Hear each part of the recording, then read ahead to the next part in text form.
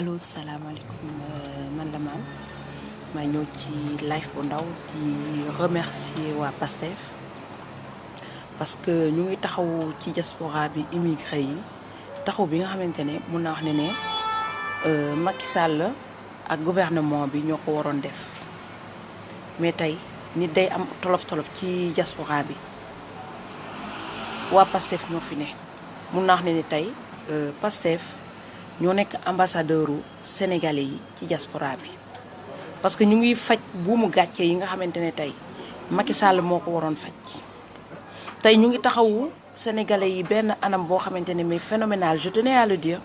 parce que dafa nekk ñi nga xamante ne ñu ngi def lu baax waa PASTEF te boolewuñu ci wax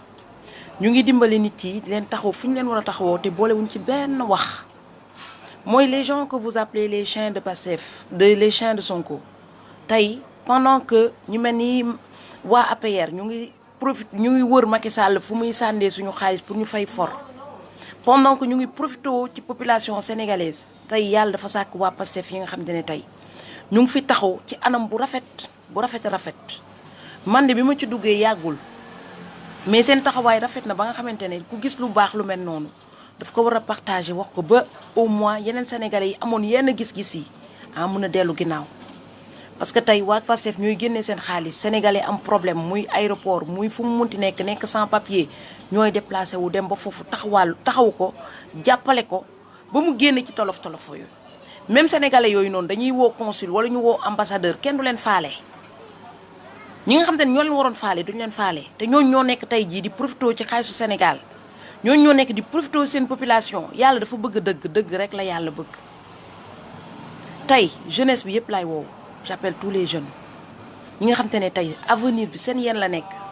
avenir du Sénégal si yéen la dépendre du pas yi nga xam te ne seen yaxu ndigg dafa jeexan yéen jeunesse bi si yéen la dépendre mooy fexe ba président Ousmane Sonko raw leen ak xale yu baax yu topp seen ginnaaw xale yoo xam te ne dañuy génne seen xaalis yi def ci Sénégal te xaaruñ ci dara dangeen dund ba dee bëgg a génn ci ndóol bi mu tëleen tey waxuñu rek Sonko mais xale yi nekk ci ginnaaw ci boppam xale yi nga xam ne dañu xarañ di ko jàppale xam ne ne Sonko dafa jóg ne day defar Sénégal ñoom ñu jóg ne ko ne ñun tam ca lañu bokk dañuy jàpp ca ndab la comme ça mu gën a set xale yooyu tey ñu ngi def liggéey bu rafet xale yooyu noonu fi seen doole toll ñu ngi koy def di investir le don de soi bi nga xam te ne du Macky Sall moo ñu ko jàngal ndaxte dund nañu ba dee xam Macky Sall ba fu ñu toll nii mosuñu dégg le mot don de soi El Hadj Moussa maa ngi nuyu bu baax a baax ak Anna ak ñëpp ñu dugg ci live bi dund nañ ci lay wàdd ba jeex mosuñu dégg don de soi mosuñu gis politicien buy def don de soi def nañu Abdou Diouf ba jeex le mot don de soi léegi la doog a juddu PASTEF moo ko ngénte PASTEF moo tax ba jeunes yi tey xam lan mooy don de soi PASTEF moo tax ba xam tey jeunes yi tey conscient que ne booy voté soxlawu ñu lay fay que ne c'est une obligation citoyenne devoir la bokk loolu PASTEF moo ko findi moo tax yenn jaloux yi de APR je les appelle les jaloux de APR da ngeen bëgg a méngaatale seen bopp ak PASTEF mais da ngeen ci tuuti tollu woo leen sax PASTEF cetu tànk parce que man ay mois laa toog di observer waa PASTEF boobu bokkuma ci des mois et des mois may xool est-ce que naam luy jalgati est-ce que c'est des gens opportunistes mais depuis bañ tolloo fii ba léegi dama gis ne ay ñoo xamante ne ay patriotes ay vrais patriotes opportunisme nekkul ci ñoom. dañuy defar seen dëkk te xaaruñu ci dara ñoo xam te dañuy génnee Aïcha maa leen nuyu bu baax a baax fin du mois day jot ñu génnee ci seen salaire def ci seen dëkk te xaaruñu ci dara tout juste le rêve de voir le Sénégal se développer moo tax ñu ay ñoo xam te ne dañuy def te xaaruñu dara nee naa beneen éducation la ñu indil politiku Sénégal waa PASTEF tey mun ngeen leen wax lu nekk gisoo leen benn waa PASTEF boo xam te ne dañ ko jëndal sandwich ak 5000 francs ne ko demal voter mooy ñoo xamante ne tey dañu jóg am pas-pas am yéene pour Sénégal développer mais lan moo tax pourquoi les autres Sénégalais ne suivent pas lan moo tax Sénégal ñëpp mënuñu dugg dem ci benn rond bi pourquoi on peut pas aller tout droit lu tax nit ku am yéene bu rafet boo xamante ne yéen naka Sénégal pour mu développer lu tax Sénégalais il faut ñu ñenn ñi il faut ñu wut benn affaire bu ñuul bu lëndëm bu nekk ci moom pourquoi yéen xale yi indi na leen loo xam te ne mosoo leen ko dégg ci seen àdduna ay don de soi. man de dëgg-dëgg ba may dégg politique ba léegi c'est la première fois ma gis nit yi génne don de soi. dañu wax patriotisme ba léegi ñu liir yi doog a juddu sax ñu ngi rechercher mot bi ci dictionnaire bi loolu waa Pastef ñoo ko fi indi. y a pas de mal sur ça. est-ce que lu bon la nga bëgg sa dëkk ba tuddee sa bopp patriote je trouve pas. est-ce que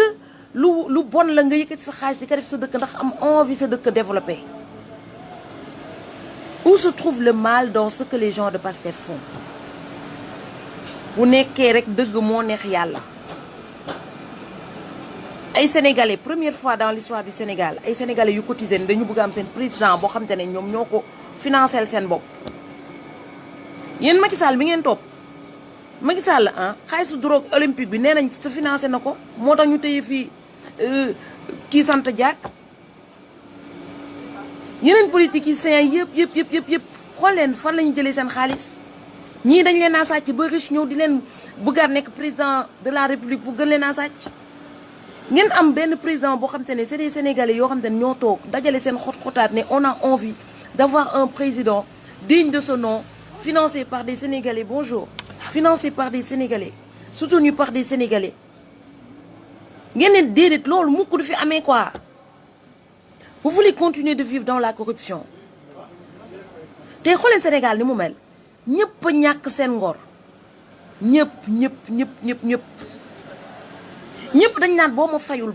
du ma voté boo ma fayul du ma génn sama kër dépp. ngeen am quelques jeunes yoo xamante ni tey dañu garder seen dignité fas yéene dimbale yeneen sénégalais yi ba ñu gën a mën a retrouver seen dignité humaine. tey ñëpp a ngi toog ku nekk tout le monde cherche di ngeen fi xoole ba ñu ñëw ne non dañuy jàpp président Sonko ji nga tey lu mënti daal président Sonko tey jii. bu subaa ñi am envie les gens qui ont envie d'aider le Sénégal ils vont fuir. Aïda maa leen nuyu bu baax a baax ils vont fuir dañuy daw parce que ñaan ñii dëkk bi jaruñu dimbale. Sénégalais yu bëri ils ont baissé les bras soi-disant Sénégal jarutu dimbale ngeen am quelques-uns yoo xam te ne dañ jël seen life sacrifier ko ngir Sénégal. ngeen toog fi naan non moom de nii la mel moom de bu ci jotoon moom de mais attends vous arrêtez loo leen bëgg vous voulez réussir. Vouloir réussir et faire le contraire, c'est ce qu'on est en train de faire. Nit ki, pour réussir, il n'y a qu'un seul chemin. Tu zigzags, tu vas jamais y arriver. ay duñu bàyyi Macky Sall parce que buñ ko fi bàyyee tamit kuñ fi tegaat sàcc la mais mënoo xam ndax diw sàcc la ndax gisoo ko à l'œuvre. da leen wóor na ne Macky Sall da leen sàcc mais attends Macky Sall mu leen sàcc doomam yi njabootam yëpp rakkam yi mbindaanam yi ñëpp tout le monde vole. dañuy sàcc bay sàcc ndimbal yi ñu war a jox néew mi doole yi muy waa Croix Rouge gis ngeen waa APR ni ñu jógee di wax di dévoiler li xew Croix Rouge Sénégal ils vous volent de partout. Bonjour. J'aimerais des carottes. Ça rend aimable. Merci. Il vous faut combien de carottes? Ah, non, je rigole. Si. Et pourtant, parmi tout ce que je vends, c'est les carottes que je préfère. Ah bon? Ouais. Ah.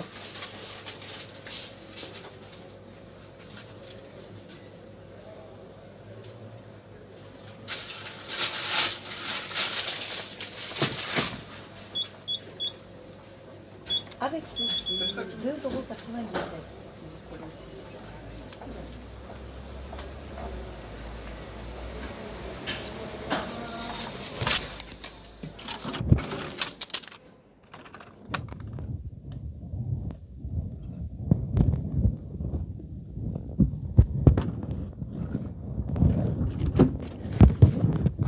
Merci, pareillement, au revoir.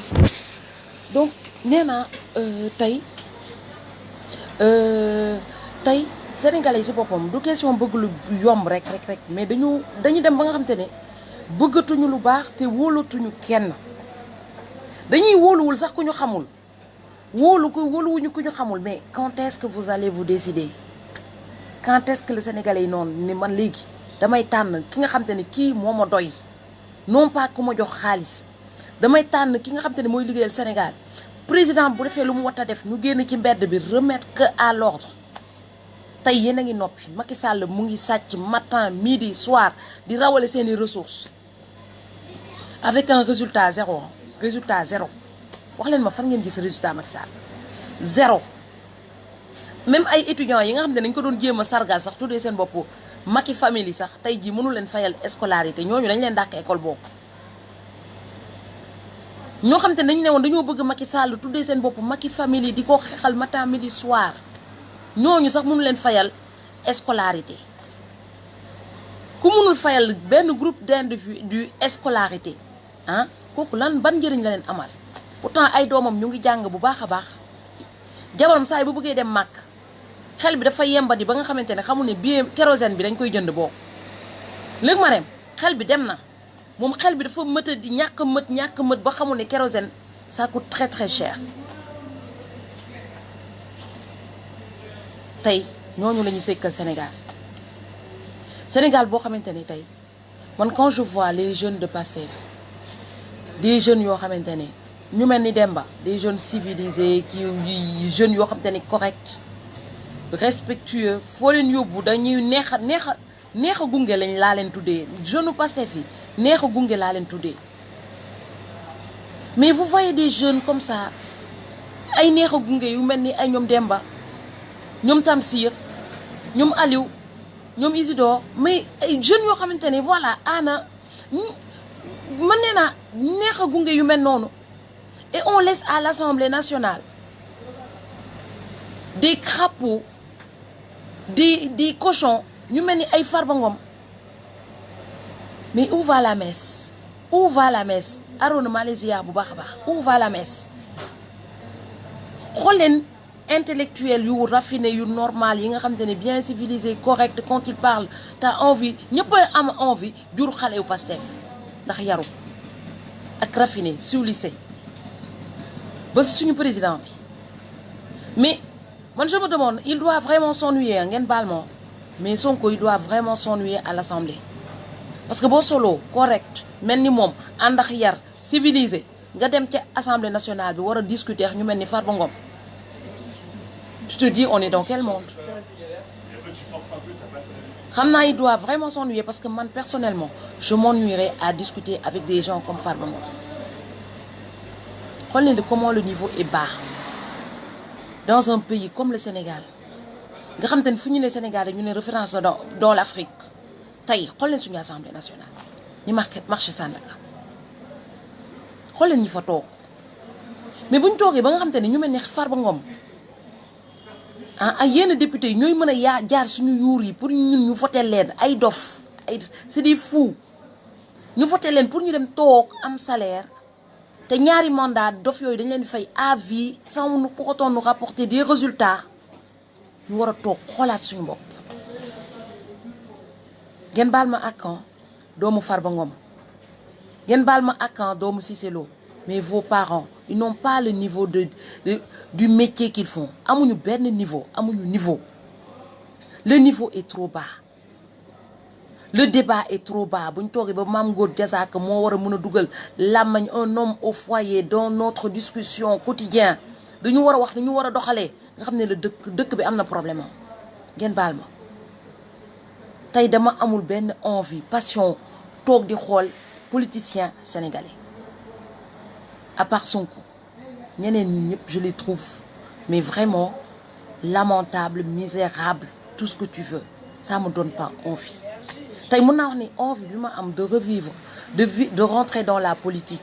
de m'investir cet amour mën naa ne ni Sonko bokk na ci ñi ko cultiver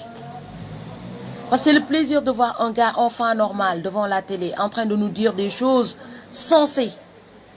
yoo xam te ne tey mën nañu conduire vers le développement ñoo xam te ne boo toogee di discuter ak ñoom dina am loo ciy jël dina am benn culture bu ñu lay apporter dina am benn charisme bu ñu lay apporter t'as le plaisir tu sais au moins qu'il reste quelques gens bien instruits parce que instruit du toog da nga am bac plus 600 mais ci toog discuter sax laa la wax au moins xam nañ ne bu ñu toogee jàkkaarloo moom ak la muy wax ak na mu koy waxee assemblée xam nañ ne am na des na benn nit boo xam te ne normal bu toog assemblée di wax waxu nit. tey le niveau est trop bas trop même temps wu ñoom Abdou Diouf sax je peux dire que ne liñ ñu liggéeyaloon bëriwuloon na mais y avait au moins des gens un peu raffinés mais là lii marché Sandaga la tey bu ñu leen tegalee assemblée nationale di traduire ñoom li ñuy wax foofu noonu ñu traduire ko ci yeneen làkk yi les gens vont se poser la question est-ce que les Sénégalais sont normaux est-ce que les Sénégalais sont normaux du moins tey naxe mbaay bi dafa jeex bu ñu toogee ba Farba Ngom nax ñu ba dem assemblée nationale c'est que ñun dañu war a toogaat xoolaat suñu bopp am na ñoo xam te ne assemblée nationale du seen place bu ñu toogee Malick Ndiaye ma li nuyu bu baax a baax bu ñu toogee ba Cissé Lo Macky Sall tànnul kenn ak leem Sénégal yëpp nit yu normal ñu jàng ñu ñi nga xam te ne tey mun nañ toog partout dans le monde et représenter le Sénégal tànnuñ ci kenn lu dul Cissé Lo un gars vulgaire qui dit que des gros mots sans gêne sans éthique sans morale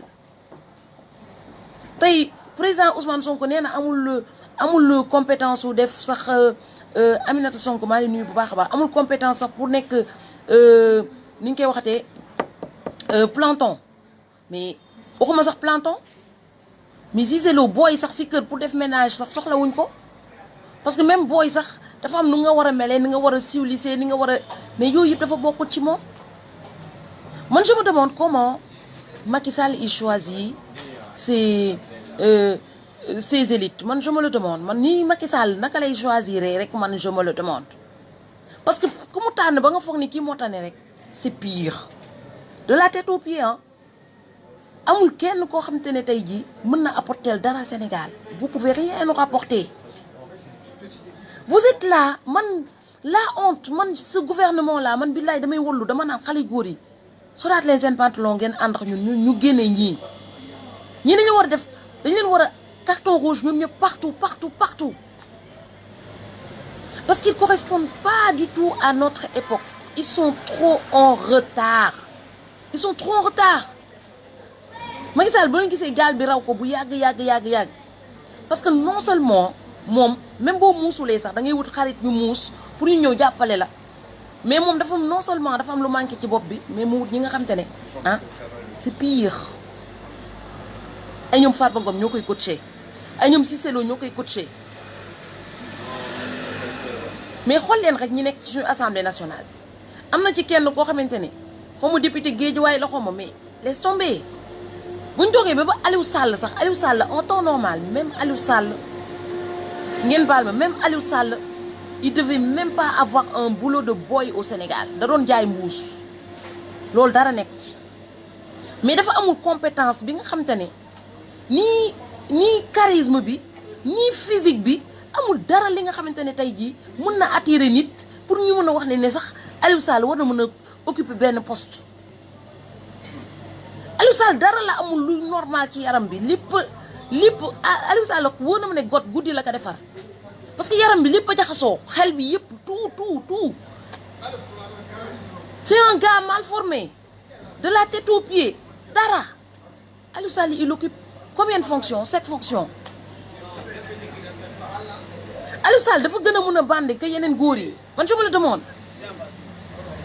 Aliou Sall dafa gën a mën a nekk góor que yeneen góor yi y a personne qui ose aller voir le gars il nous a volé le pétrole il nous a volé tout hein les mecs sont là ils disent rien du tout mais xool leen Aliou Sall man mii sax boo leen ma ngeen moom mun naa dóor ma Aliou Sall mun naa régler contre Aliou Sall man mii mii non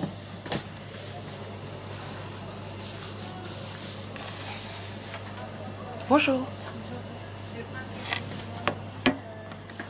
je vous en mets combien?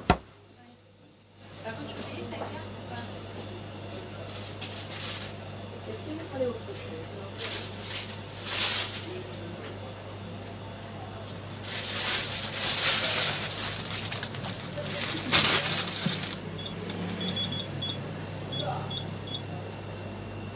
€5,09.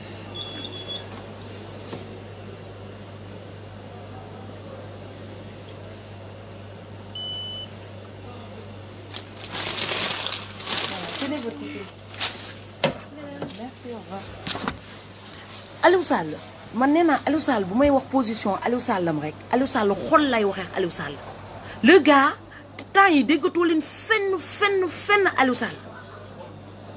xale góor yi yéen a ngi xoole ba Aliou Sall di pikir ñaari meer teg ak xale yi ci el bi ak lan ak suñu xaalisu pétrole le gars il circule man ñeneen ñi sax toog sax waxuñu mais góoru yàlla yi naan dañuy garder Aliou Sall rek ñoo ma métti Aliou Sall sàcc leen ba poste bi fees dell nee na maa leen nuyu bu baax a baax Aliou Sall bu ñu toogee benn dëkk boo xam te ne Aliou Sall mën na fa am ñaari jabar en temps normal Aliou Sall benn jabar sax waru ko mën a am ci benn dëkk Aliou Sall teg leen na ñaar ba di pikir ci el bi ay xaleex yooyu yëpp kenn personne ne dit rien ak suñu xaalisu pétrole mais Sénégal moo neex kenn ñemewul laal Aliou Sall buy dox biir bi ni mu day noonu suñu pétrole bi yëpp mu ngi nekk ci biir bi sol na yaram bi ba mu fees dell y a personne mais qu'est-ce que je déteste cette famille man famille bi laa bañ famille bi xale góor yi dimbale leen ma Ferlo Gassène Pape yéen ñëpp xoolal man famille bi laa bañ bokk famille bi mosuma bañ nit mosuma bañ famille mais famille bi dama leen bañ famille bi tout le monde est con tout le monde y a pas un qui rattrape l'autre da ngay yeesu fii sax ne Amidou moo tane Amidou il est pire il faut qu'on se lève il faut ñu am fulla am fayda man yenn sénégalais yi toog naan Guinée dañuy dem jàppale Guinée mais régler leen unku yi nekk suñu dëkk ba pare nous on en a plus besoin gars yi dem naan Guinée balaa ngay régler la nekk Guinée la régler sa buntu kër ba pare yéen pétrole bi nekk Sénégal mu ngi ñuy raw ba pare ñu topp naan Guinée di ko manifester matin midi soir Guinée mais attends avant de nettoyer devant la porte des autres Ousmane maa ngi nuyu bu baax a baax on nettoie d'abord devant notre porte bañu ma dara ci Guinée ah man bu ma amoon ay milliards balaa ma koy investir Guinée Sénégal laa koy njëkk a investir ndax waa Guinée yéen boo leen di jooy bañ leen doon dóor man ñu ma doon agressé bay dóor sama nangu sama greffage gis ma woon waa Guinée attends bonjour. Bonsoir. Est-ce que vous avez des raisins italiens blancs? Non, j'en ai plus. Les raisins blancs, j'ai que du sang blanc. C'est celui-là? Oui.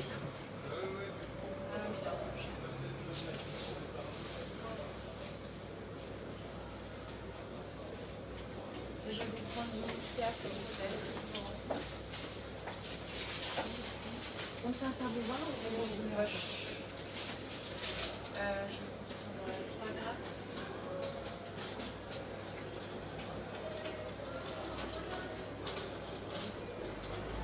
Est-ce qu'il vous fallait autre chose? Non, ce sera tout, merci.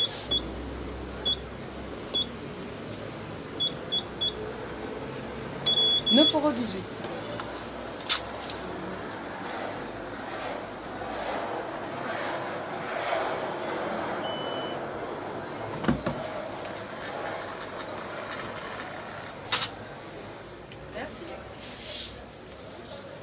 Merci beaucoup au revoir. waxuma dara xam nga lu ma gën a métti mooy waa Guédiawaye c'est de l'insulte Macky Sall yónnee leen Aliou Sall ni mooy doon seen maire waa Guédiawaye il vous a insulté Macky Sall non seulement mu ngi sàcc seen pétrole seen or seen zircon mais jël ku mel ni Aliou Sall non seulement mu saaga waa Sénégal mais dégg naa mooy représenté maire yu nekk Sénégal yëpp Aliou Sall moo leen représenté man ñun ñii Aliou Sall di représenté ñun ñii Aliou Sall di représenté rek ah ñun ñoo war a toog xoolaat suñu bopp Aliou Sall kan la mën a représenté ci àdduna le gars c'est un voleur jabaram bi mu am fii France ki sant daaf noonu kooku wóor na ma ne Aliou Sall bu Macky Sall di wàcc ci pouvoir ba Aliou Sall amatul benn fonction kooku da koy bulee en temps normal kooku du doon nekkaloon di ànd ak ku mel ni Aliou Sall ñuy génn xanaa tey la Aliou Sall nekk rakku Macky Sall rek moo tax mu mën a ànd ak Aliou Sall xool leen ñi nekk suñu kaw gouvernement bi regardez les gens qui nous gouvernent si on avait même un mafia boo xam te ne Aliou Sall s'il était beau élégant tout ce que tu veux présentable xam nga au moins nañ xam ne xaalis bi mu ñuy sàcc amal na ko njëriñ bokk mais ñun xaalis bi ñuy sàcc da ko amalul njëriñ ba pare daf ñuy yàqal bokk ñun loolu lañ tolloo ñoom Macky Sall lekk na ba kanam gi yëpp mu ngi bouffé te xamul ne xamul stop. Macky Sall boo xoolee lekk yëpp bouffé temps yi il est gros il est gonflé loolu yëpp ci xaalis pétrole bi. xale góor yi je vous appelle s'il vous plaît yenn saa yi damay toog naan révolution bi na jolli mais plus damay jet façon wax bu nekk laay wax bu révolution bi jolli xam nga yomb na ah mooy ñu jël famille bi rek paquetage leen c'est tout ce que je vous demande tey li may xeex yëpp pour ñu paquetage famille bi au moins suñuy élite nekk des élites normaux parce que ñun daf ñu wóor ne ñu jiite ils sont pas normal naka ngeen bëggee ñoom ils sont pas normal ñuy toog naan français fa bi na dégager ñii ñoo mënut a dégager français fa bi ñii mënuñu dégager lenn la dul sàcc seen métier mooy sàcc bokk fooy nga xaaree ba ñuy dégager français fa bi fooy xaar ba ñu développé wuñu Sénégal ba monde bi doonee monde ba léegi mosuñu gis sàcc di développer dara un voleur n'a jamais développé quelque chose ça va pas commencer au Sénégal. Un escroc ne développera jamais rien du tout mosoo leen gis dëkk boo xam te ne ne escroc moo ko développé lu dul daanal ko tey ñi nekk ci kaw si boppam ñoo mënut a développé Sénégal boobu secteurs yi yëpp lañu sàcc ana seen TER bi fantôme la du mas a daw parce que amuñu lu koy dawal jënd loo xam te ne jënd oto boo xam te ne amoo loo jëndee essence bi ñun moo ñu dal mooy TER bi da naan gasang daanu autoroute bi ñuy defar nii sax bu subaa bu amee bën amuñu luñ koy réparer parce que ñi nekk ci kaw ñoo cuune ñi nekk ci kaw ñoo incompétent tey dañuy jël ñoo xam te ne dañu am déficit mental ne leen defar leen dëkk bi fan la dëkk bi di avancer mais tax doo leen mës a développer tey bu ñu bëggee développement il faut que ñu jóg affronter famille bi Macron du ñëw ne leen ne déedéet Macron bu ko wóoree ne famille bi dañoo yembadi ba nga xam te ne bu ñëwee danay ñëw rek ñu yëkkati pétrole bi ñëw jox ko fexeel ba Macron ñu ne leen da leen di génneel fii farine jamais de la vie dans vos rêves même Russie sax bu ñëwoon ne da leen di dimbale Macky Sall ne ko nekk toogal ma jox la pétrole bi yëpp Russie lo pétrole bi lay jëlan intérêt lay jëlan ñun ñoo war a am fulla am fayda dem affronter famille bii nii famille Hinton bii nga xam te ne moos amuñu benn éthique amuñu benn morale fii ak amuñu fulla amuñu fayda ñu fi jógee. Oui. Il n'y a pas une épicerie ici? Épicerie, non. Allez voir à la vie claire. Sinon, là où il y a le téléphone, ils vendent de l'eau. Le téléphone? Oui, taxiphone, oui. Tay imam maa leen nuyu bu baax a baax tey yéen a am fulla war a am fulla yéen nouvelle jeunesse bi il faut on parle de politique autrement. On parle de la nouvelle technologie qui se développe chaque minute, chaque instant. Au moment où je vous parle, tey am na yeneen i découverte chaque jour tubaab bi mu ngi def muy découvrir ñun on est là à consommer, à regarder les choses se faire. Est-ce que vous allez regarder les choses se faire ou bien vous allez s'y mettre dugal seen loxo dans le développement du monde waxuma Sénégal rek dans le monde. Tey vous avez tout pour participer au développement de votre pays, vous avez tout. Tey benn coup de pouce rek tey ngeen am fulla xam lu ñu manqué courage. Il suffisait que tous les Sénégalais aient le courage, beaucoup de courage. Tey Sénégal day avancé tey courage moo ñu manqué mooy courage yu dem affronter ñii affronter leen yomb na seen kër yi rek seen kër yi seen doom yi ba leen commencé affronter rek ñu xam ne lépp dëgg la. Il faut que ñu préparer wu psychologiquement à aller les affronter. Parce que fii ak affronté woo leen lii mafia bi du ñu mas a jóge fii parce que ñu ngi jéem a renouer waat ay relations pour mieux se souder boo leen gisee politiciens yi di jubboo actuellement c'est pour que ñu def bloc contre le peuple pour gën leen mën a exploiter. tey looloo tax ngeen gis ñoom ñëpp ñuy jubboo benn par benn bloc bi moo taxaw 1 euro s'il vous plaît 1 euro s'il vous plaît oui 1 euro. tey boo leen gisee ñoom ñu boole woon yi c'est pas parce que dañu bëgg la paix nationale non dañuy ay alliés lañu pour gën a mën a dresser peuple bi ay alliés lañu tey nag peuple bi ñoo war a am fulla am fayda xam ne ñi fi nekk yëpp amul kenn ku leen fi nekkal seen mbokk lañ fi nekkal seen famille lañ fi nekkal seen dynastie lañ fi nekkal ils en ont rien à foutre Merci. Ils en ont rien à foutre du peuple. De A à Z, le jour qu'on comprendra que ñi ñëw di buux Macky Sall yëpp ils en ont rien à foutre du peuple. Boobaa dinañ appliquer solution bi. Boobaa dañuy appliquer solution bi tout de suite. Mais fii ak ñu ngi déglu ay dialogue national ñenn ñi dem foofu naan dañuy waxaale Macky Sall mais koo leen yàpp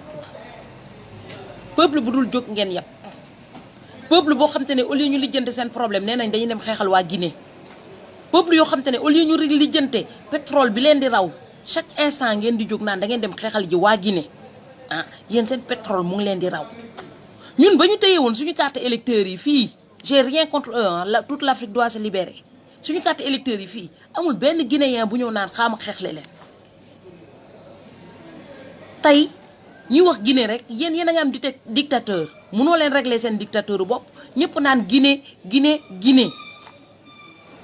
yéen am ngeen Alpha Condé seen dëkk Macky Sall Alpha Condé la je vous le dis le gars c'est un Alpha Condé tey ngeen mu neex ko mu nakari ko moom guinéen yi dañu am seen Alpha Condé ñun ñu am suñu Alpha Condé mu tudd Macky Sall tey révolution bi ni mu jollee Guinée noonu la waroon jollee Sénégal ñu bulee ndayu politiciens yëpp nga xamante ne tey ñoo formé seen gang naan dañuy continuer waat profité ci pétrole bi profité ci or bi profité ci zircon bi parce que depuis 1960 ba léegi bu leen kenn nax ban politicien moo jàpp seen loxo yóbbu leen Sabadola ne leen kaa leen ñu ànd for ci or bi y'en a pas amul kenn koo xamante ne da leen jàpp ne leen kaa ñu for ci or bi ñoom ñu ngi for pour seen mbokk di roñ pour seen mbokk seeni doom seen njaboot man politicien moo ñëw ne leen kaa leen ñu dem seeti ji zircon bi y'en a pas pétrole bi dañ koy dégg ci jamono maam yi rek fi puits bi nekk kenn du leen woo ne leen kaa leen yurnul naka la pétrole mel léegi avec ça vous êtes là à vous chamailler ñenn ñi di saaga ñenn ñi parce que da nga saaga Laye Wade parce que da nga saaga Macky Sall parce que da nga saaga Abdou Diouf mais je les emmerde man ñoom ñëpp laa jël emmerde leen je les emmerde pourquoi je les emmerde parce que ñooñu ils s'en foutent du peuple ñooñu noonu amul kenn ku ñuy yóbbu won ñu fan la pétrole bi nekk wala gaz wala zircon bi kan moo leen di wax ban chiffre exact la ñuy génnee pétrole wala or wala zircon tous les jours kenn amu ko personne kenn xamu ko Sénégal li xew Sénégal kenn xamu ko ñun dañuy dégg rek tey bu internet amuloon ñun sax duñu xam lan mooy zircon boobu le mot même duñ ko xam léegi ñu war a mën a toog di topp ci politiciens yoo xam te ne dañuy naxe mbaay ils nous trompent sur toute la ligne ils nous trompent dañu won une facette fausse de la politique ba nga xamante ne même nit bu leen indilee la vraie facette le vrai visage comment doit être la politique ñoom dañ lay gëmloo ne déedéet ñun sàcc yi nañuy def looluy politique kii la muy def du politique c'est quoi la politique au final c'est l'art de gérer la cité ou bien c'est l'art de voler la cité man je me le demande parce qu'il faut qu'on sorte de cette politique qui est l'art de voler la cité pour rentrer dans une bonne politique une vraie politique boo xamante ne amul manipulation amul naxe mbaay boo xamante ni ku ci nekk day yem place am yow église ba nga mënee nga des sa église ba yow jàkka ja nga mënee nga des sa jàkk ba yow politique nga mënee nga des sa politique bi tey def nañ ko ba ils veulent rendre pourri notre foi bu ñu demee ba nga xamante ne Sénégal yëpp li ci daj yëpp dañuy woote kaamil pour ñaanal benn sàcc imaam yi nee na dañoo woote kaamil jàng kaamil pour ñaanal benn sàcc pour yàlla may ko wër gu yaram c'est qu'on a un problème. Il y a des gens dignes qui sont en train de mourir dans les hôpitaux ñaanaluñ leen am na ay nit yoo xamante ni ils sont tellement dignes ba rus nañoo ñaan ñu ngi dee xiif kenn ñaanalu leen ñu dem dugg ci néeg dajale ay imam yu bari nee na ñoom dañuy ñaanal benn sàcc pour mu gudd fan yàlla aar ko ñun suñuy sàcc la ñuy aar c'est qu'on a une société très malade un pays 15 millions d'habitants ñun jeunes yi ñuy toog di réfléchir naka la ñu mën a développer Sénégal wacc paa yi nga xam te ne seen yàqu ndigg jeex na ku leen tëbali ñu daanu ñu jël économie dëkk bi téye ko jël gelu diriyanke dëkk yi ci gën a rafet ñu jël leen takk leen jël gelu yi nekk ci dëkk bi yu fi gën a rafet bu ñu leen mënul takk jël leen def leen takk suuf di leen doxaan ci suuf ñuy encaissé ñuy dund bu neex ñoom ñuy rajeunir ñoom yaram yu rafet la ñu am paa yooyu noonu paa yi bokk ci Benno Bokk Yaakaar ñoom ñëpp yaram bu rafet. dem leen xool paa yi nekk si dëkk bi am même âge que ñoom te duñu pikit ci xale yi te duñu du lekk ci yàpp yu neex yi paa yooyu yëpp ras nañu léegi ñu dee ñoom ñëpp AVC nañu tey waa Benno Bokk Yaakaar ñoom rek ñoo fi des paa yoo xam te ne ñu ngi ne cooc kon ne di sàcc askan bi nee na ñoom ñoo am droit à la parole wutal ñu mel ni ay homme foyer yu mel ni Mame Goor Diazaka nga xam te ne amulu sax njëriñ jabaram waxuma laax peuple bi ñu ñëw di wax Mame Goor Diazaka nga xam te ne bu ñu ko tegee ci table Sonko ba mu doon jàng Mame Goor Diazaka mu ngi doon jaay cuuraay yow kooku jàng ba pare liggéey occupé ay poste yoo xam te ne yow di nga dund ba dee doo ko occupé say doom dinañ dund ba dee duñ ko occupé ndax lan parce que yow amoo pour nga wuti ji li ngay leen fayal école dangay dem toog café de Rome yow baay bi homme foyer toog café de Rome du matin au soir di naan café di xaar Macky Sall jox la salaire yow doo jur lu mel ni Sonko yow doo mës a doon Sonko say sët dañu mës a doon Sonko parce que dañu judd fekk seen maam doon homme au foyer Mame Goor Diazaka mooy Sonko daf la da nga tolluwul fenn Sonko nullement yow en temps normal boo ñëwee ci pays développé yi ñu mel ni yow kenn du leen génnee ci télé bi kenn du leen xam parce que ñoom dañuy filtrer ñu war a wax ca télé ba boobu mais comme Sénégal télé bi kenn filtré wu ko Modou Macky sax boo bëggee am chaîne sax dem ca télé ba sax TFM ba sax mun na fa taxaw dem wax mooy tout est permis quoi tous les chants tous les clochards tous les menteurs tous les voleurs ont accès à la télévision ñi nga xam te ne les gens normaux yi nga xam te ne ñoo war a mën a développer Sénégal ñu ngi leen def banc de touche di leen filtrer moo tax dëkk bi dama sa avancé parce que yenn pays développé yi ñu compétent la ñu yóbbu ci télé yi ñuy wax ñu yokk xam-xam ñi compétent wul ñooñu di ci jàngale ñuy développé wax leen ma Mame Goor Diazaka li muy wax matin ba soir lan moo tax lan moo ci mën a développé Sénégal du matin au soir le gars c'est un tocard Mame Goor Diazaka jaay nga cuuraay nga raté wëy nga raté riiti bi rek nga raté wu la riiti Macky Sall rek nga raté wu mais sinon tu as tout raté limite même lëg Marème mii li muy kon yëpp lëg Marème si boppam Mame Goor Diazaka daf la détecté xam na ne yow tu es un homme au foyer opportuniste ba nga xamante ne moom si boppam ay say affaire sa du ci attardé wu xanaa da bu la soxlaa mooy répondeur automatique ñu woo la parce que ton métier c'est répondeur automatique lépp loo def yenn saay sax famille bu amee ku mel ni Mame Goor Diazaka dañ koy ne dem sangu ji géej pour génnee umu bi parce que góor gu toog góor goo xam te dafa dëju yàlla da koo dëj yàlla nañu yàlla musal si góor gu mel noonu déjà jigéen bu yàlla dëj rek dafa métti mais góor gu yàlla dëj nga ne julung jur ay doom yàlla dëj la nga am tànk am loxo am bët am lépp nga dëju nii Mame Goor Diazaka yàlla nañu ci yàlla musal góor day njaflak góor nii lay def xëy fajar balaa kenn di xëy mu dem wuti ko mais góor goo xam te ne day nelaw ba 10 heures dem toog café de Rome ñoo fi naan daf ñuy jox ay leçons de morale non mais Macky Sall xoolaatal sa entourage je peux comprendre que mun nañ la baal yow nga mel ni nga mel mais ñi ngi ñu bëgg a imposer bokk moo jàllut Macky Sall ñi ngi ñu bëgg a imposer moom moo jàllul ñi bokk ci APR si boppam ñoo ñoradi te dinaa dem génne ji sama répertoire waa APR dinaa leen génneel ñëpp neex a ñoddi yi nekk Sénégal ba yi nekk là dans la diaspora je vais vous sortir tous les neex a ñoddi ñu teg leen table sur table parce qu'il faut qu'on règle ce problème là de neex a ñoddi il faut que ñu teg ko lii parce que man mënuma concevoir Abdou Diouf danaan yónnee ay Mantes-la Jolie car ñu ñëw voteel ko Abdou Diouf wàcc Macky Laye Wade ñëw yéeg tamit di dem jëli ji ay neex a ñoddi man ñi nga xam te ne seen ndey ak seen bàyyi neex a ñoddi lañ rek lay waxal ñu pare ci section PDS ñu ne léegi de dëgg fii amul royaume nañ fi indi Macky Sall même ñeexa ñoddi yooyu noonu ñuy continuer di leen ñoddi ñuy ñëw di voter di leen defal di leen yëf ci ay car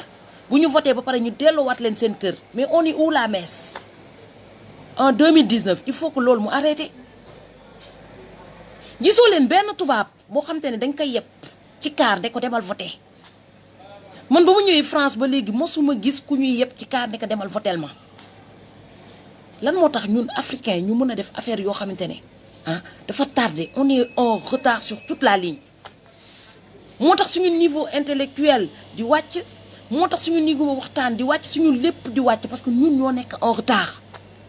te mënuñu admettre ne on est en retard monde bu ñu nekk nii nit bu tolloo ba ñu koy fay muy dem voter nit ku bu demee ba ñàkk pexe ne man de amuma choix damay voter Macky Sall mu wóor ko ni Macky Sall sàcc na gaañ bi il vous a volé jël élection yi gagné 2012 ñu ne ko patrimoine ñaata mu ne leen 12 milliards 8 milliards mu ne leen 8 milliards patrimoine 2019 ñëwaat am na ñu koy dem voter le gars il vous vole 8 milliards moo ko waxal ci boppam yéen 2019 ñëw am na ñu ko dem voter mais vous vous rendez compte tubaab du la may sax ba nga koy sàcc moitié milliard ba élection du ñëwaat mu la fi may ngay toog ba ñu lay voter laat mooy dans un pays normal ñun si on était normaux si on se comportait si on avait le courage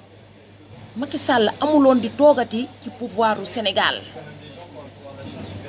amuloon di toogati suñu gouvernement ba duñu tànnal kan mooy dem ak kan moo dul toog tey bu ñu waxee maam xeexalu boppam kese parce que bu ñuy xas ñun ñëpp on va tous nous insulter Macky Sall xam nga lu muy nirool muy xale yu pata yooyu nga xamante ne yaram bi moo pata yaram bi moo nekk yaramu mag mais xel bi enfant de 5 ans la enfant de 5 ans moo tax bu toogee ci wetu Macron da koy ñoddi comme doomam parce que c'est un bébé le gars il se comporte comme un bébé moo tax c'est un bouffon gi boo gisee lex yi rëy noonu gonflé c'est parce que le gars c'est un bouffon boo leen ko tegalee lekk il bouffe xamul amul limite parce que xale amul limite xale bu doog a juddu yaayam moo ko war a defaral limite tey dañu fal koo xamante ne c'est un grand gaillard avec un cerveau d'un enfant de 5 ans moo tax yëfu enfant de 5 ans rek lay def toog di leen feccal di leen kàpparñil jabaram di leen kàpparñil damay fàttali ko xale yi am 5 ans yooyu ñu leen doon fay ñiy feccal waa koñ bi loolu ma Macky Sall di rappeler tey ñu bëri nañ ne waa boo waxee Macky Sall je t'aime pas wax bi dafay fan man Macky Sall bëgguma la APR n'en parlons même pas parce que j'aime pas les cons man ñi nekk ci APR yëpp je vous déteste duma leen rey de mais je vous déteste foo leen gis maam ji nga ni ngeen ma bañee ñaar fukki yoon multiplier leen ko par 100 noonu laa leen bañee yéen ñëpp ñu bokk ci APR je vous déteste parce que image bi ngeen di jox Sénégal image boobu moo ma neexul boobu j'aime tellement le Sénégal que bëgguma bëgg dof yu mel ni yéen oui bonjour oui j'en ai 1 euro là-bas.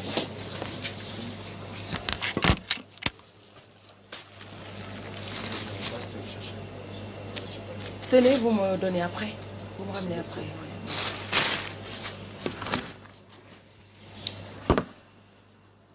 Macky Sall man damay jël sama temps ñenn ñi nañ noonu waa sañu leen naa wax ne man Macky Sall dama ko bañ boobu j'aime pas les cons parce que koo xam te ne il est sénégalais comme tout le monde il est aussi méchant aussi aigri que Macky Sall tu es aigri tu es trop méchant Macky Sall tu es trop nul nulaar weesuwul yàlla may la dëkk boo xam te ne da nga koy gouverner 15 millions d'habitants suuf si riche ba nga xamante ne te mënoo sax fayal scolarité étudiants yi nga xam te ne dañ la doon jéem a sagal tuddee seen bopp Macky famille mais baax na ci ñoom parce que koo xam te ne mu ngi yaram bi dafa pataax cerveau bi nekk cerveau 5 ans nga romb ñi nga xam te ne ils sont normaux nga dem ba ci moom ne moom mooy sa baay nga tuddee sa bopp Macky famille li la fa dal jàmm la ndax baay sax dañ koy tànn boo amee chance nga judd ba pare nga ne da ngay choisir sa papa au moins nga mën a choisir papa bu baax non pas papa bu mel ni Macky Sall tey nag ñooñu maa ngi leen di woo aussi parce que ñoom tamit ay neex a ñoddi lañu étudiants yooyu noonu 25000 étudiants man de bu dee dañ toll fi ñuy tànnee bàyyi rek ñu ne ah booy tànn opportuniste wala ku lay mën a fayal école ak bàyyi bu baax la bu ma amee bàyyi bu mel ni Macky Sall nga xam te ne day fayal Amadou Sall école yu baax doomam boobu moomoo xoma di ko fayal école bu baax doomam bu jigéen bi xawma nu mu tudd moom tamit ñi koy fayal école bu baax léegi yéen ñi nekk Macky famille Macky Sall du leen fayal faale wu leen bu ñu leen doon rey sax faale wu leen je pense que vous êtes assez instruits yéen a ngi dem ci internet xam ngeen lu monde bi di laaj tey c'est le moment ngeen ñëw rejoindre jeune Pastef yi ngeen ànd defar Sénégal Sénégal du Sonko rek moo ko mën a defar c'est tout le monde c'est le Sénégal de tout le monde bañ ba dee maa lay nuyu bu baax a baax tey Sénégal du Sénégalu Macky Sall kese non non Sénégalu ñëpp la tey bu ñu bëggee Sénégal jaar yoon ñun ñooy jóg am fulla am fayda y a pas de règle pour atteindre la vérité vérité benn règle rek la am tey amul benn 1000 chemin benn chemin moo am tout droit foo leen jaar da ngeen di jaar du koñ ñi nekk ci gouvernement bi yëpp politiciens yi ñëw yëpp ak ñiy rali yëpp ñam nañ leen xam nañ la ñuy saf tey dañu bëgg a ñam leneen boobu parce que ceebu jën bi moo sàppi moo ñu sàppi bi ñuy da ñam nii dafa sàppi dañuy ñam beneen il est temps de changer il est temps ñu virer ñii ñëpp boule leen avec un coup de poing dans le cul parce que il le mérite même deux il le mérite parce que ñi tey dañu tardé dañu sacrifier dañu humilier tey lu gën a bon Sénégal ñii ñooñu ko teg tey boo leen gisee tey ñuy souffrir tey ba ñu maam di wax fii mel ni dof c'est parce que yàlla daf ñu nattu ñoom gouvernement boo xamante ne tey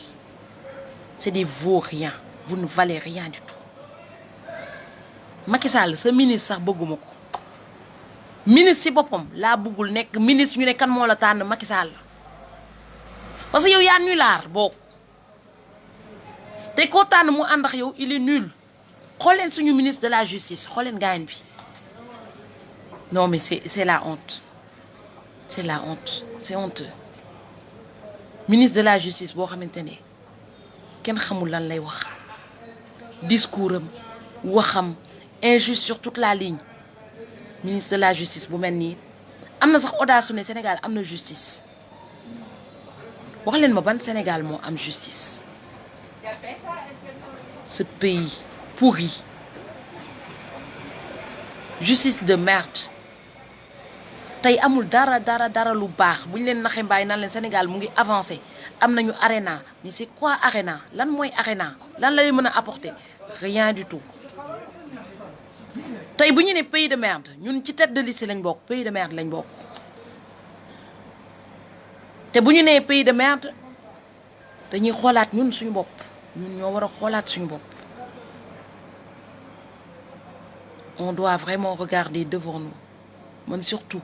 ñi nga xamante ne ils sont jeunes l'âge de pouvoir travailler de se battre de s'adonner les idées sont là idées yaa ngi nii y a tellement d'idées tey internet da leen tegal idées yëpp y a toutes sortes d'idées internet nga bëgg a tabax sa kër mun nga dem tabax nga bëgg a defar tali mun nga defar tali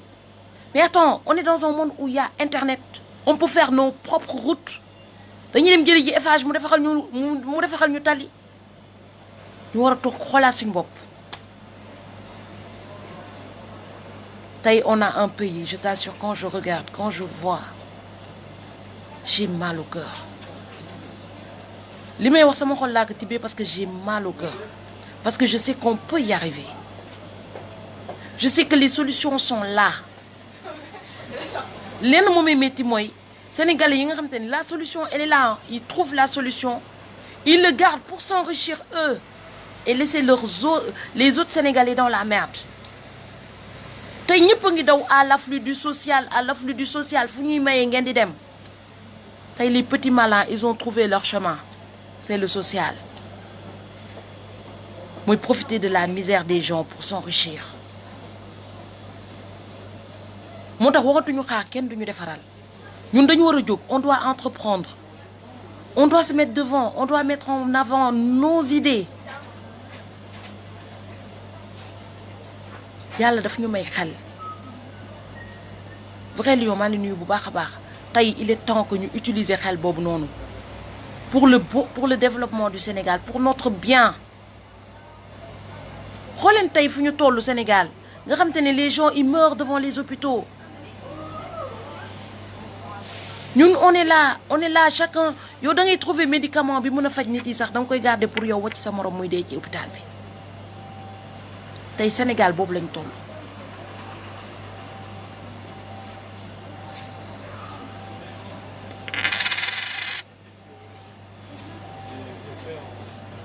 tey Sénégal boobu vrai lion mënuma la ajouter maa ngi jéem mais mënuma la ajouter xanaa nga génn dugaat Sénégal boobu lañu toll Sénégal boo xamante ne on a les solutions sont là il y a des choses da ngay dem sax ba tu mets en place des choses pour que les choses aillent de l'avant tu mets des vraies solutions beneen Sénégalais yi day jóg fii day commencer di yàq di raconter des conneries des gens qui te connaissent même pas dañuy dem di wax di raconter pour ne pas que les autres se lèvent. Mais jusqu'où ça va aller cette méchanceté extrême boo xamante ne au lieu qu'on s'entraide on se serre les coudes ñu mëttalante tey dañu toll ci Sénégal boo xamante ne les gens sont mauvais il y a beaucoup de gens mauvais il y en a trop dans toutes les familles balaa nga koy xam nga toog di xeex benn combat ou bien tu trouves quelque chose ou bien tu entreprends quelque chose say mbokk yi la wër sax war la njëkk a gën a jàppale ni kii sama mbokk la dama koy xeexle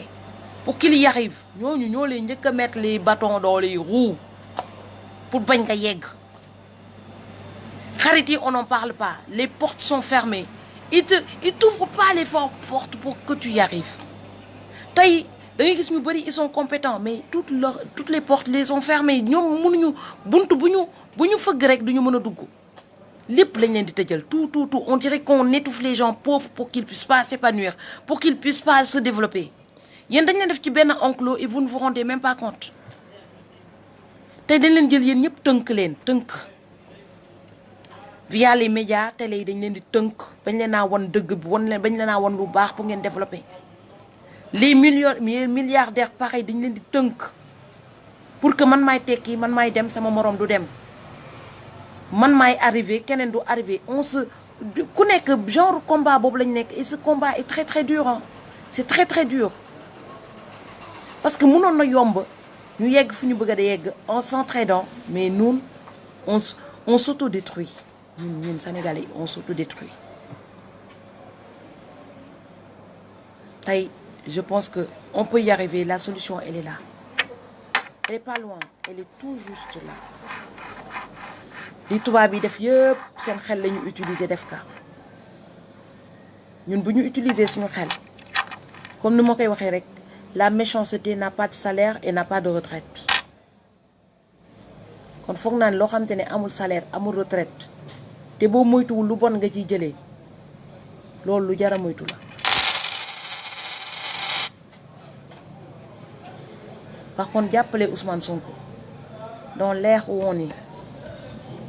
instant T là où on est l'aider xaw ma dinaa ko fekkee wala du ma ko fekkee mais dimbale suñu président Ousmane Sonko au moins mu récupérer Sénégal c'est pour le bien de tout le monde man mun naa wax ne tey jii bu ñuy ne laaj day faj tey mun naa wax ne laaju sénégalais yi ce qui les soigne loo xamante ne day tax ba duñu feebar même doo li prendre tout ce que vous voulez vaccin bi nga xamante ne tey mooy gëri sénégalais yëpp mooy Ousmane Sonko bokk nit ki nag boo rombee sa vaccin nga ne damay dem ci virus bii rey mu nekk Macky Sall tu vois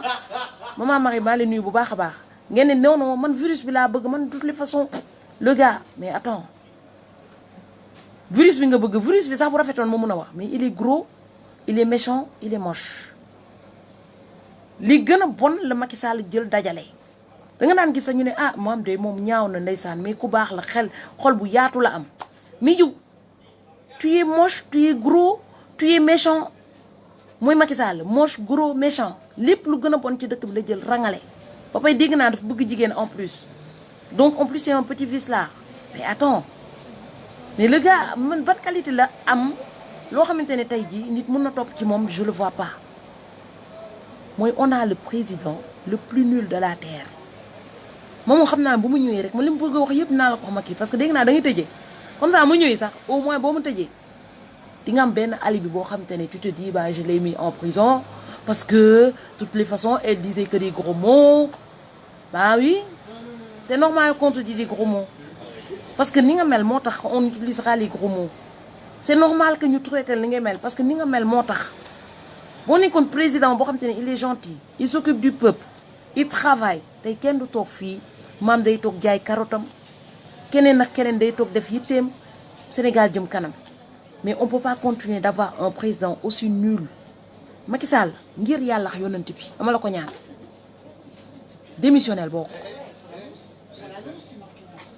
démissionnel boo nu mu gën a gaawee Macky Sall ngir yàlla dañ la ko ñaan parce que da nga tële yaa ngi tas dëkk bi tey on n'avait jamais eu de problème de religion tey problème de religion problème de Aïda Diallo problème de loolu yëpp ci sa air la paa yëpp a ngi dee boobu Macky Sall dañuy teg ci tey ñoom tanoor yëpp ñoom ñëpp ñu doon ànd ak yow sax léegi ñu ngi dee man foog naa même ñu ne ànd ak yow sax dañu war a daw parce que tanoor gaañu na dans ko gaañu na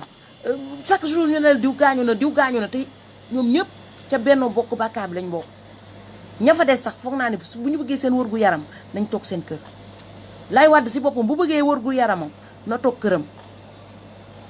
parce que yow ak sa ñoño vous êtes hanté yéen seen bopp da ngeen hanté ba pare bëgg ñoo hanté vous nous saoulez yéen waa APR yëpp vous nous saoulez heureusement ba mënu leen polluer internet bi ndax boo leen mënoon polluer internet bi bàyyi woon naa internet bi yàgg na parce que yéen laa mënut a supporter ci àdduna je veux pas vous supporter tey ñii di nañ ne non maam indi idée dama indiwul idée parce que y a pas d'idée à ramener les gens là ils sont trop nuls il faut les virer solution bi mooy ñu génnee leen fi soo leen ma bëggee nag ngeen teg fi suñu solution parce que xam naa ne bu ñu fi viré Macky Sall ñenn ñi dinañ ñëw même muuma bi sax dina ñëw muuma bi dina mën wax tey bu ñu fi viré woon Macky Sall gars yi dañu bëgg yëpp facilité Sonko moo fi nekk di xeex matin midi soir mais bés boo leen fi viré Macky Sall da ngeen gis muuma bi doon wax dina ñëw wax papa toj nga fi dina ñëwaat ñooñu ñëpp déggoolee na papa toj nga fi dem na mais bu fi Macky Sall jóge woon tey ñu ne dañ koy remplacer di nga gis muuma yi dinañ wax papa toj nga fi dinañ wax ñoom ñëpp nañ génnaat ci seen enclos yi jéem a buux Sonko nag pour jël place bi ne ñoom ñooy mag ñoom ñu nekk chef de gang politique bi ñoom ñoo xam lépp ñoom rek ñoo am droit jël pouvoir bi fii moom muuma sax daf fi mënta gouverner papa toj nga fi moom xaw ma fan de mais doo ko tojee Sénégal sa biir doom yi foofu nga koy tojee il faut que les choses soient claires et nettes et précises tey bu fi Macky Sall démissionné ay papa toj nga fekk muuma beek ñooñu noonu askan yooyu noonu doon def politique yooyu noonu yëpp il faut qu'il sache picc day xam ñamama maa ngi leen di nuyu yéen ñëpp di leen sant di leen gërëm ngeen partager ko le maximum ba mu yegg ci Lëg Marème ak Macky Sall voilà ba ñu xam li leen di xaar ak muuma bi ak papa toj nga fi parce que il est temps que voilà qu'on remette les pendules à l'heure